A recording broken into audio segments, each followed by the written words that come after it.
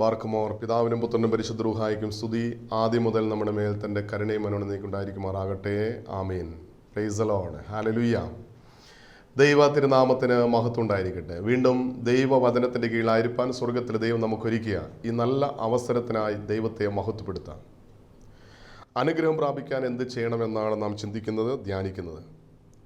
കർത്താവിൻ്റെ വചനം പരിശോധിക്കുമ്പോൾ ദൈവത്തിൻ്റെ അനുഗ്രഹം പ്രാപിക്കാൻ നാം നമ്മെ ദൈവസന്നിധിയിൽ സമർപ്പിക്കുന്നു.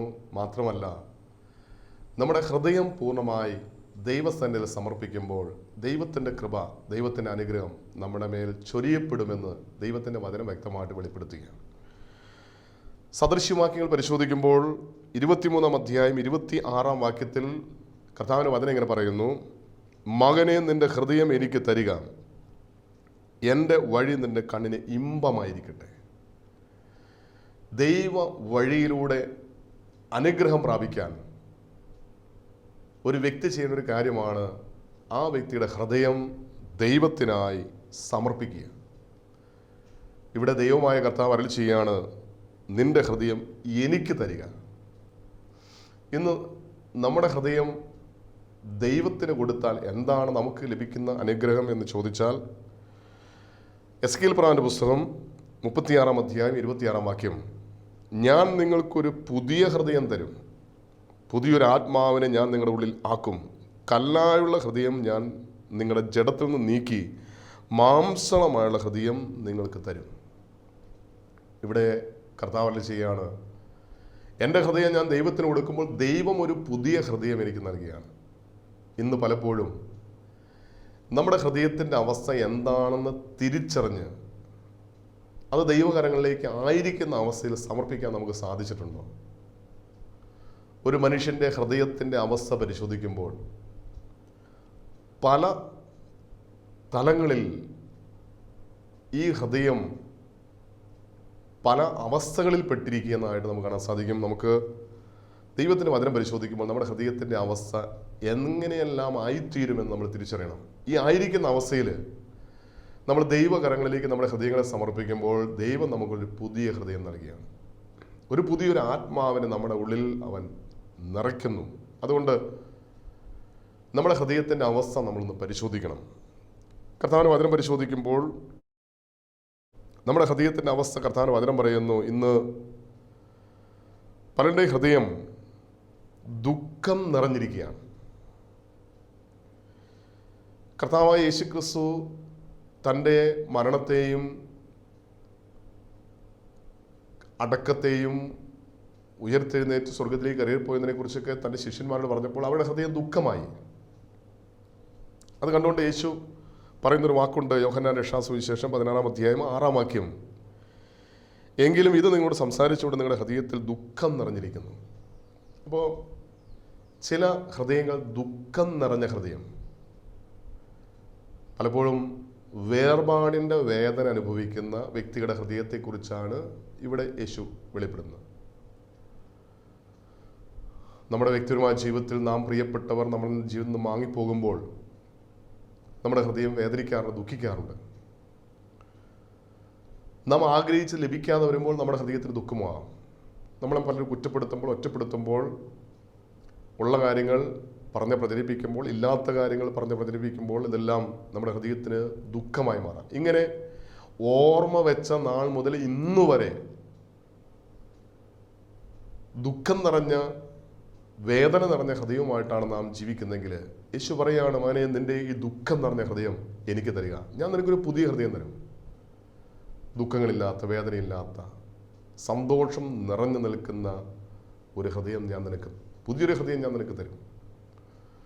അപ്പോൾ ഇന്ന് അനേകം പേരുടെ ഹൃദയത്തെ പരിശോധിക്കുമ്പോൾ ദുഃഖം തളം കെട്ടിക്കിടക്കുന്ന, ഓർമ്മ വെച്ച നാൾ മുതൽ ഇന്ന് വരെ ഒരു പ്രശ്നം കഴിയുമ്പോൾ അടുത്ത പ്രശ്നം, അത് കഴിയുമ്പോൾ അടുത്ത വിഷയം, അങ്ങനെ ഓരോ വിഷയങ്ങൾ മനസ്സിൽ വേദനയായി, ദുഃഖമായി, ദുഃഖം തളം കെട്ടിക്കിടക്കുന്ന ഈ ഹൃദയം യേശുവിന് വിട്ടുകൊടുക്കുക. മകനെ, നിൻ്റെ ഹൃദയം എനിക്ക് തരിക, ഞാൻ നിനക്കൊരു പുതിയ ഹൃദയം തരാം.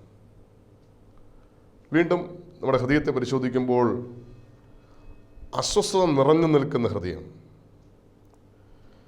കർത്താവിൻ്റെ ശിഷ്യന്മാരോട് കർത്താവ് പറയുന്ന ഒരു വാക്കുണ്ട്, വിശുദ്ധ യോഹന്നാൻ രക്ഷാസുവിശേഷം 14-ാം അധ്യായം 27-ാം വാക്യം: സമാധാനം ഞാൻ നിങ്ങൾക്ക് തന്നേച്ചു പോകുന്നു, എൻ്റെ സമാധാനം ഞാൻ നിങ്ങൾക്ക് തരുന്നു. ലോകം തരുന്ന പോലെയല്ല ഞാൻ നിങ്ങൾക്ക് തരുന്നത്. നിങ്ങളുടെ ഹൃദയം കലങ്ങരുത്, ഭ്രമിക്കുകയുമരുത്. അപ്പോൾ അസ്വസ്ഥപ്പെട്ട് കലങ്ങി മറിഞ്ഞു കിടക്കുന്ന ഹൃദയം, സമാധാനമില്ലാതെ, സന്തോഷമില്ലാതെ, അസമാധാനം നിറഞ്ഞു നിൽക്കുന്ന, കലങ്ങി മറിഞ്ഞു നിൽക്കുന്ന ഹൃദയം. യോഹന്നാൻ സുവിശേഷം 4-ാം അധ്യായം 1-ാം വാക്യത്തിൽ യേശു ഇത് പറയുന്നുണ്ട്. നിങ്ങളുടെ ഹൃദയം കലങ്ങിപ്പോകരുത്, ദൈവത്തിൽ വിശ്വസിപ്പിൻ, എന്നിൽ വിശ്വസിപ്പിൻ. കലങ്ങി മറിഞ്ഞു കിടക്കുന്ന അവസ്ഥയിൽ, ഹൃദയം അസ്വസ്ഥത കൊണ്ട് നിറഞ്ഞിരിക്കുന്ന, വ്യക്തിപരമായി പല പ്രശ്നങ്ങളിൽ ഇടപെട്ട് പല വ്യക്തിപരമായ പ്രശ്നങ്ങൾ, കുടുംബ പ്രശ്നങ്ങൾ, ജീവിത പ്രശ്നങ്ങൾ, ഔദ്യോഗികമായ ജോലി മേഖലയുടെ പ്രശ്നങ്ങൾ, ബിസിനസ് പരമായിട്ടുള്ള കാര്യങ്ങൾ, പ്രശ്നങ്ങൾ, ഇങ്ങനെയുള്ള കുറേ പ്രശ്നങ്ങൾ വന്ന് ഹൃദയം കലങ്ങി മറിഞ്ഞു കിടക്കുന്ന ഒരവസ്ഥ. യേശു പറയാണ്, മകനെ, നിൻ്റെ ഈ കലങ്ങി മറിഞ്ഞ ഹൃദയം ഉണ്ടല്ലോ, എനിക്ക് തരിക, ഞാൻ നിനക്കൊരു പുതിയ ഹൃദയം നൽകാം. നമ്മുടെ ഹൃദയത്തിൻ്റെ അവസ്ഥ എന്താണെന്ന് നാം തിരിച്ചറിഞ്ഞ് ആയിരിക്കുന്ന അവസ്ഥയിൽ യേശുവിൻ്റെ കരങ്ങളിലേക്ക് ഏൽപ്പിച്ചു കൊടുക്കാൻ കർത്താവ് ആഗ്രഹിക്കുകയാണ്. വീണ്ടും ചില ഹൃദയങ്ങൾ പരിശോധിക്കുമ്പോൾ വഞ്ചന നിറഞ്ഞ ഹൃദയമാണ്. വഞ്ചന നിറഞ്ഞ ഹൃദയം. ആ വ്യക്തിയുടെ ഹൃദയം നിന്ന് പുറപ്പെടുന്ന വാക്കുകളും പ്രവൃത്തികളെല്ലാം വഞ്ചന നിറഞ്ഞായിരിക്കും. അതുകൊണ്ട് അതിനെക്കുറിച്ച് കർത്താവ് അതിനെങ്ങനെ പഠിപ്പിക്കുന്നത്, ലൂക്കോസിൻ്റെ രക്ഷാസുവിശേഷം 6-ാം അധ്യായം 45 വാക്യം. നല്ല മനുഷ്യൻ തൻ്റെ നല്ല ഹൃദയത്തിലെ നല്ല നിക്ഷേപം നല്ലത് പുറപ്പെടുവിക്കുന്നു, ദുഷ്ടൻ ദോഷമാതിൽ നിന്ന് ദോഷം പുറപ്പെടുവിക്കുന്നു. ഹൃദയത്തിൽ നിറഞ്ഞ് കവിയുന്നല്ലോ വായി സംസാരിക്കുന്നു. വഞ്ചന പ്രവർത്തിക്കുക, വഞ്ചന സംസാരിക്കുക. എന്തുകൊണ്ടാണ് വഞ്ചന പ്രവർത്തിക്കുന്നു, വഞ്ചന സംസാരിക്കുന്നു? ഹൃദയം മുഴുവൻ വഞ്ചനയാണ്, ദുഷിച്ചതാണ്. ഹൃദയത്തിൽ വഞ്ചന ഉണ്ടെങ്കിൽ വഞ്ചന നാവിലൂടെ, പ്രവൃത്തിയിലൂടെ പുറത്തു വരും. വഞ്ചന നിറഞ്ഞ ഹൃദയമാണ് നമ്മുടെ ഹൃദയം. യേശു പറയാം, മകനെ, നിന്റെ വഞ്ചന നിറഞ്ഞ ഹൃദയം ഉണ്ടല്ലോ, എനിക്ക് തരിക, ഞാൻ നിന്നെ ഒരു പുതിയ ഹൃദയം നൽകാം. വീണ്ടും നമ്മുടെ ഹൃദയത്തെ ഒന്ന് പരിശോധിക്കുമ്പോൾ ചില ഹൃദയങ്ങൾ കഠിന ഹൃദയമാണ്. ഇബ്രാഹിം ലേഖനം 3-ാം അധ്യായം 8-ാം വാക്യത്തിൽ കർത്താവിന് വചനം പറയുന്നു, ഇന്ന് നിങ്ങൾ അവൻ്റെ ശബ്ദം കേൾക്കുന്നുവെങ്കിൽ മരുഭൂമിയിൽ വെച്ച് പരീക്ഷാ ദിവസത്തിലെ മത്സരത്തിൽ എന്ന പോലെ നിങ്ങളുടെ ഹൃദയം കഠിനമാക്കരുത്.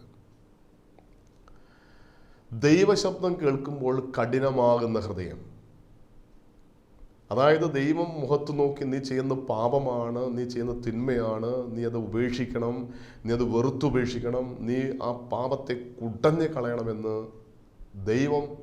ദൈവത്തിൻ്റെ പരിശുദ്ധാത്മാവ് മുഖത്ത് നോക്കി സംസാരിക്കുമ്പോൾ, ഞാൻ ചെയ്യുന്ന തെറ്റാണ്, വഞ്ചനയാണ്, പാപമാണെന്നൊക്കെ തിരിച്ചറിഞ്ഞിട്ടും അത് ഉപേക്ഷിക്കാൻ കഴിയാത്ത ഹൃദയം, ഇതാണ് കഠിന ഹൃദയം, അനുതാപമില്ലാത്ത ഹൃദയം, വഞ്ചന നിറഞ്ഞ ഹൃദയം. അതായത് മനുഷ്യരെയും ദൈവത്തെയും ഭയമില്ലാത്ത കഠിന ഹൃദയം, അനുതാപമില്ലാത്ത ഹൃദയം. എത്രയോ വർഷമായി നമ്മൾ ദൈവസ്വരം കേൾക്കാൻ തുടങ്ങിയിട്ട്, ദൈവത്തിൻ്റെ സുവിശേഷം കേൾക്കാൻ തുടങ്ങി. ഇന്നും വെറുത്തുപേക്ഷിക്കാൻ കഴിയാത്ത ചില സ്വഭാവ വൈകല്യങ്ങൾ നമ്മളില്ലേ? വ്യക്തിപരമായി ഉപേക്ഷിക്കാൻ കഴിയാത്ത ചില വൈകല്യങ്ങൾ, ചില സ്വഭാവങ്ങൾ, ചില പാപ സ്വഭാവങ്ങൾ. ഇങ്ങനെയുള്ള വ്യക്തിയുടെ ഹൃദയത്തെക്കുറിച്ചാണ് പറയുന്നത്, കഠിന ഹൃദയം. എത്ര കേട്ടാലും, ദൈവം എത്ര പരീക്ഷകൾ ജീവിതത്തിൽ നൽകിയാലും, ശോധനകൾ നൽകിയാലും, എന്നിട്ടും ഹൃദയം കഠിനമാക്കി. ഫറവോൻ്റെ ഹൃദയത്തെക്കുറിച്ച് വചനം പറയുന്നത്, അവൻ്റെ ഹൃദയം കഠിനമായിരുന്നു. അപ്പോൾ ഇതുപോലെ കഠിന ഹൃദയമുള്ള നമ്മുടെ ഈ ഹൃദയം, എത്ര ദൈവവചനം കേട്ടിട്ടും, എത്രമാത്രം ദൈവം മുഖത്തോക്കി സംസാരിച്ചിട്ടും അനുസരിക്കാൻ കഴിയാത്ത, വിധേയപ്പെടാൻ കഴിയാത്ത, അനുദപിക്കാൻ കഴിയാത്ത, മത്സരിക്കുന്ന ഹൃദയം, ദൈവത്തോട് മത്സരിക്കുന്ന ഹൃദയം, ഈ കഠിന ഹൃദയം യേശുവിൻ്റെ കരങ്ങളിലേക്ക് കൊടുത്ത് യേശു പറയുകയാണ്, നിൻ്റെ ഈ കഠിന ഹൃദയം ഉണ്ടല്ലോ, മകനെ, നിൻ്റെ ഹൃദയം എനിക്ക് തരിക, ഞാൻ നിനക്കൊരു പുതിയ ഹൃദയം നൽകും.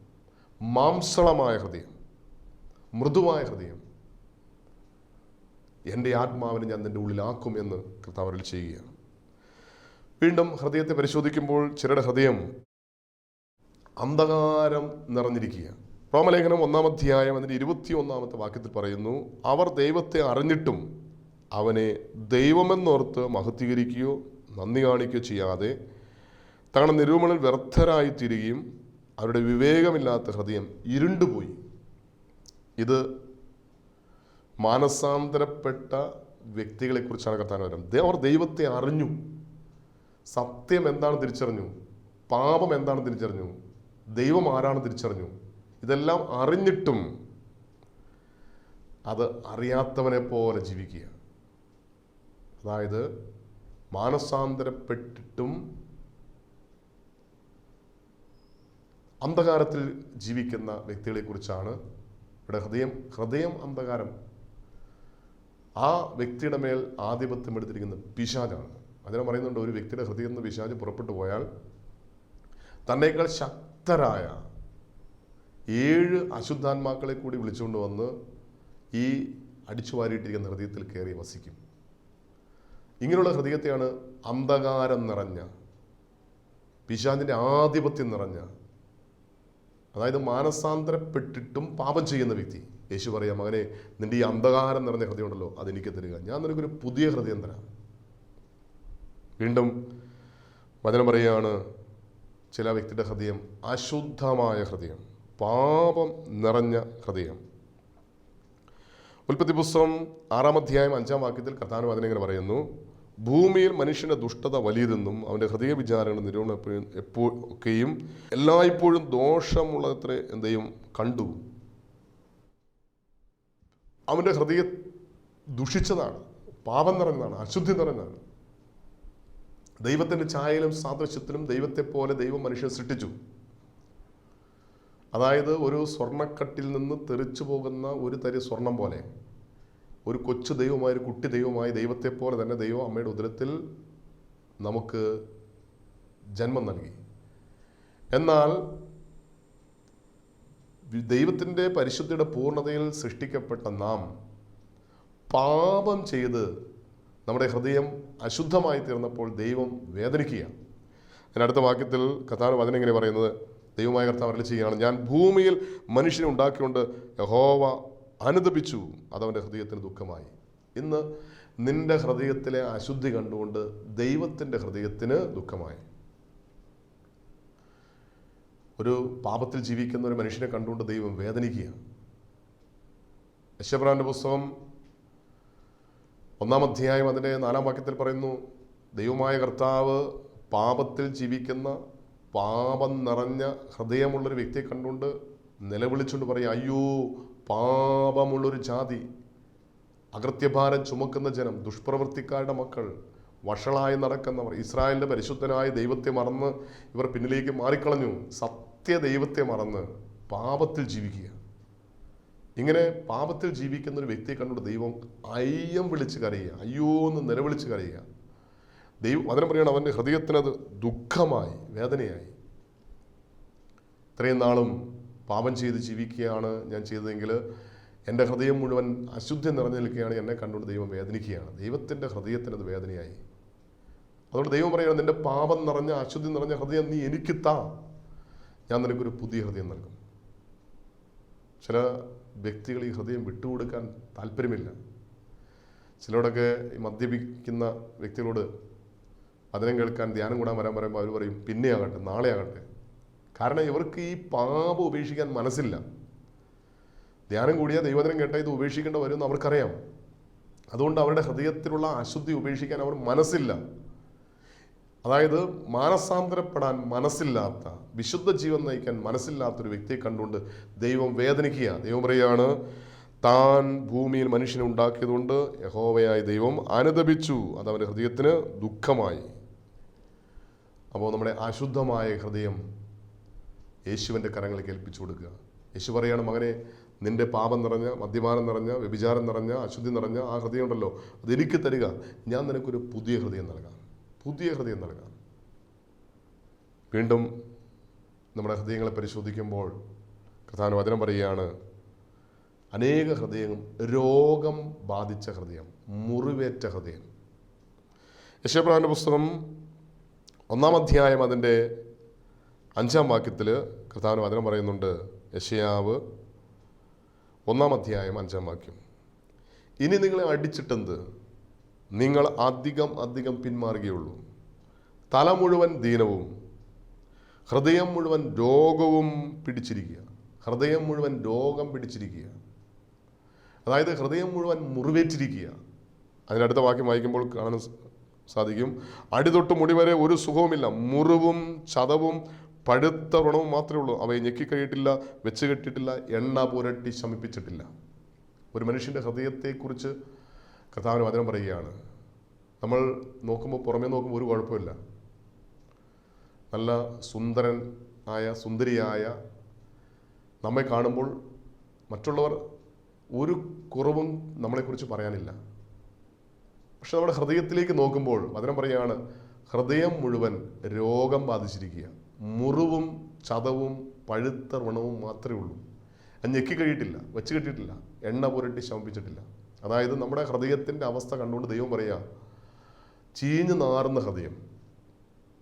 ഇപ്പം നമ്മുടെ ശരീരത്തിൽ ഒരു മുറിവുണ്ടായാൽ ആ മുറിവ് കഴുകി കെട്ടുന്നില്ലെങ്കിൽ ഉറപ്പാണ് ആ മുറിവ് വ്രണമായി മാറും. എൻ്റെ കയ്യിലൊരു മുറിവുണ്ടായാൽ ആ മുറിവ് ഞാൻ കഴുകി കെട്ടുന്നില്ലെങ്കിൽ അത് എനിക്ക് വ്രണമായി മാറും. ആ വ്രണം കുറച്ച് കഴിയുമ്പോൾ ആദ്യം എനിക്ക് ചീഞ്ഞ് നാറാൻ തുടങ്ങും. കുറേ കഴിയുമ്പോൾ ഞാനുമായിട്ട് ബന്ധപ്പെടുന്ന എല്ലാവർക്കും നാറ്റം വയ്ക്കാൻ തുടങ്ങും. ശരീരത്തിലൊരു മുറിവുണ്ടായാൽ ഇതാണ് അവസ്ഥയെങ്കിൽ ഇതുപോലെ തന്നെയാണ് ഹൃദയത്തിനുണ്ടാകുന്ന മുറിവ്.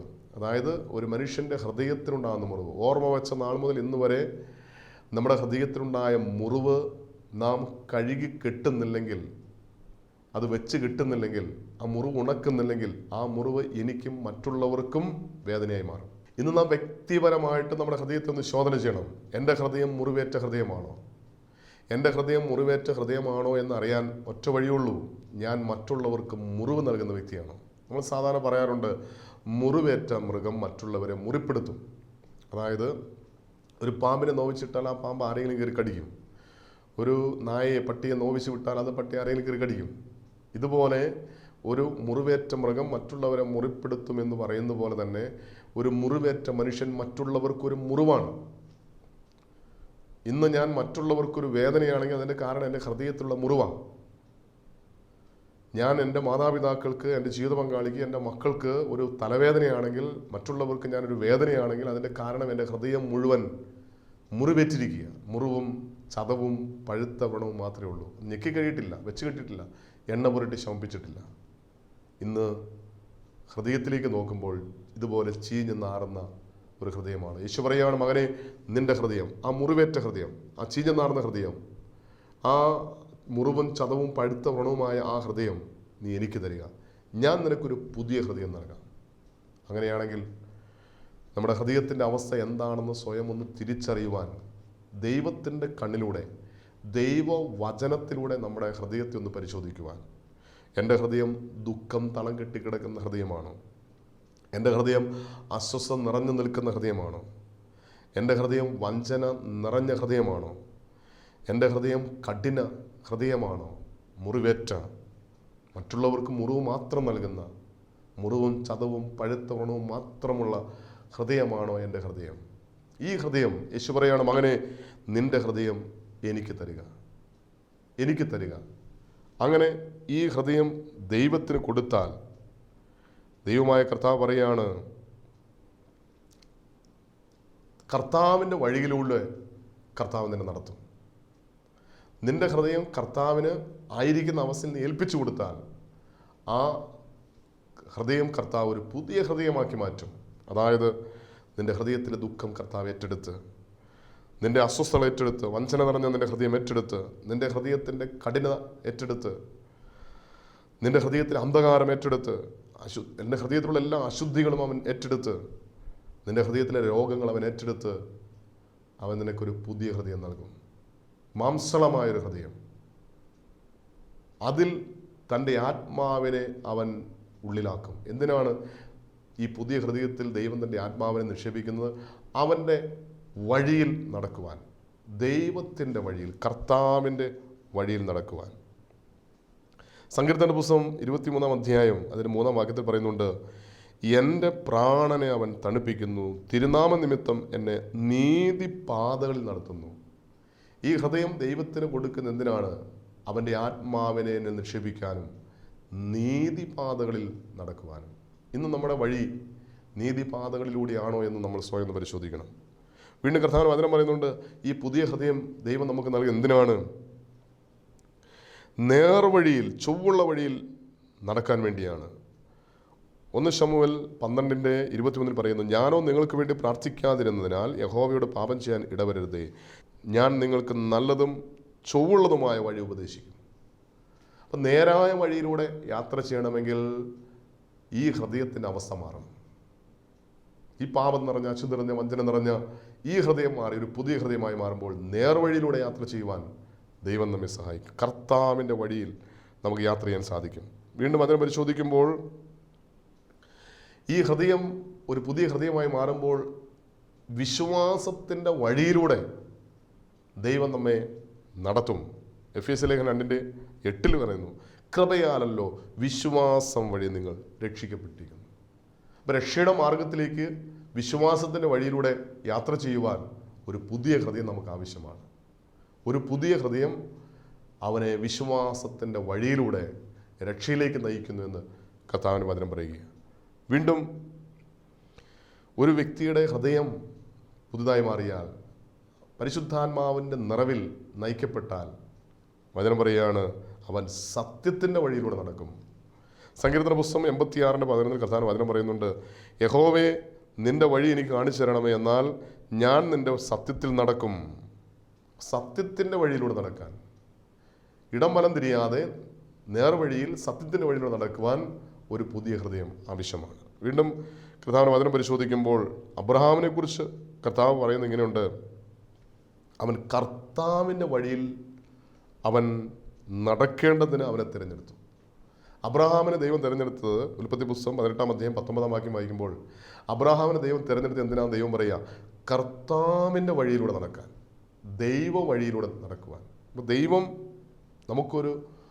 നമ്മളെ തിരഞ്ഞെടുത്ത് നമുക്ക് നമ്മുടെ വഞ്ചന നിറഞ്ഞ, അശുദ്ധി നിറഞ്ഞ, പാപം നിറഞ്ഞ, ഇരുട്ടുള്ള, അന്ധകാരം നിറഞ്ഞ ഈ ഹൃദയം ഏറ്റെടുത്തൊരു പുതിയ ഹൃദയം നൽകി ദൈവ വഴിയിലൂടെ, ദൈവത്തിൻ്റെ ചട്ടങ്ങളിലൂടെ, ദൈവത്തിൻ്റെ കൽപ്പനകളിലൂടെ, ദൈവത്തിൻ്റെ വഴിയിലൂടെ നടക്കുവാൻ ദൈവം നമ്മളെ തിരഞ്ഞെടുത്തിരിക്കുകയാണ്. വീണ്ടും കർത്താവിന്റെ വചനം പറയുന്നു, ജീവവൃക്ഷത്തിൻ്റെ അരികിലേക്കുള്ള വഴിയാണ് ദൈവം നമുക്കൊരു പുതിയ ഹൃദയം നൽകുന്നത്. ജീവവൃക്ഷത്തിൻ്റെ അരികിലേക്കുള്ള വഴിയിലൂടെ യാത്ര ചെയ്യാൻ വേണ്ടിയാണ്. ഉൽപ്പത്തി പുസ്തകം 3-ാം അധ്യായം അതിൻ്റെ 24-ാം വാക്യത്തിൽ പറയുന്നു, അങ്ങനെ അവൻ മനുഷ്യനെ ഇറക്കിക്കളഞ്ഞു, ജീവന്റെ വൃക്ഷത്തിലേക്കുള്ള വഴി കാപ്പാൻ അവൻ ഏദൻ തോട്ടത്തിന് കിഴക്ക് കെരൂബുകളെ തിരിഞ്ഞുകൊണ്ടിരിക്കുന്ന വാളിൻ്റെ ജ്വാലയുമായി നിർത്തി. ഇവിടെ ഏദൻ തോട്ടത്തിൽ നിന്ന് ആദാമിനെ ഹവ്വയെ പുറത്താക്കിയിട്ട് ദൈവം ഏദൻ തോട്ടത്തിൽ കാവൽ നിർത്തി. എന്തിനാണെന്ന് കർത്താവ് വചനം പറയുകയാണ്, ജീവന്റെ വൃക്ഷത്തിലേക്കുള്ള വഴി കാപ്പാൻ. ഈ ജീവന്റെ വൃക്ഷം എന്ന് പറയുന്നത് കർത്താവായ യേശുക്രിസ്തുവാണ്. അപ്പോൾ യേശുവിൻ്റെ വഴിയിലൂടെ, യേശുക്രിസ്തുവാകുന്ന വഴിയിലൂടെ യാത്ര ചെയ്യുവാൻ നമുക്കൊരു പുതിയൊരു ഹൃദയം ദൈവം നൽകിയിരിക്കുകയാണ്.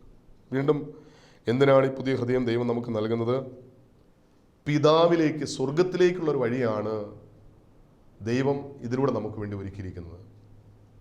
അതായത് യേശു പറഞ്ഞു, യോഹന്നാൻ രക്ഷാസുവിശേഷം 14:6, യേശു പറഞ്ഞു, ഞാൻ തന്നെ വഴിയും സത്യവും ജീവനുമാകുന്നു, ഞാൻ മുഖാന്തരമല്ലാതെ ആരും പിതാവിൻ്റെ അടുക്കലെത്തുന്നില്ല. പിതാവിലേക്കുള്ളൊരു വഴി ദൈവം നമുക്ക് വേണ്ടി ഒരുക്കിയിരിക്കുകയാണ്. അപ്പോൾ നമുക്ക് എന്തിനാണ് ഈ പുതിയ ഹൃദയം നൽകുന്നത്?